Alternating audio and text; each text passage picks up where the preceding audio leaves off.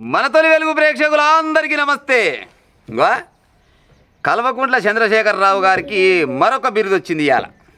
ఏందా బిరుదు అంటే, గతంలో ఏమన్నది కేసీఆర్ని, బాతాల పోసెట్టి ఓలంటే కేసీఆర్ అనేది, తర్వాత నదులకు నడక నేర్పిన ఆయన ఓలంటే కేసీఆర్ అనేది, అపర భగీరథుడు ఓలంటే కేసీఆర్ అనేది, తెలంగాణ ఇంజనీర్ ఓలంటే కేసీఆర్ అనేది, జాతి పిత ఓలంటే కేసీఆర్ అనేది, ఆ తర్వాత ఇంకేమనేది 80,000 పుస్తకాలు చదివిన ఆయన ఓలాయన అంటే కేసీఆర్ అనేది. గిన్ని రకాల పేర్లు ఉన్నాయి. కానీ ఇవాళ స్వయాన తన రక్తం పంచుకొని పుట్టిన బిడ్డ కల్వకుంట్ల కవితమ్మ ఇంకొక బిరుదు ఇచ్చింది. ఏందా బిరుదు అంటే, ఆత్మలేని మరమనిషి అంట కేసీఆర్. ఆత్మలేని మరమనిషి కేసీఆర్. ఈ అన్నిటి పేర్లను కొట్టేరి ఇవాళ కొత్త పేరు పెడుతున్నా. నా పార్టీని ఇవాళనే ఆవిర్భావిస్తున్నా. నా పార్టీ పేరు టీఆర్ఎస్. ఇవాళ మా అయ్యకు ఇంకో కొత్త పేరు పెడుతున్నా. అదే పేరు ఆత్మలేని మరమనిషి కేసీఆర్ అని అంటుంది. ఇది నేను చెప్పిన మాట కాదు, స్వయాన తన బిడ్డ చెప్పిన ముచ్చట.